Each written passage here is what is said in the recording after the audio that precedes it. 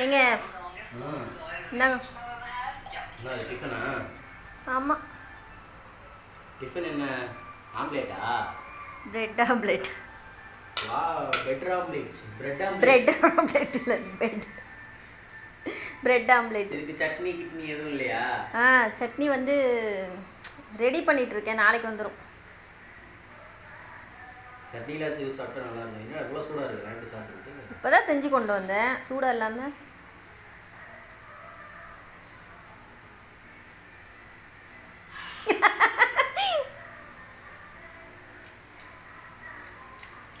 நல்லா இருக்கு. நல்லா இருக்கா?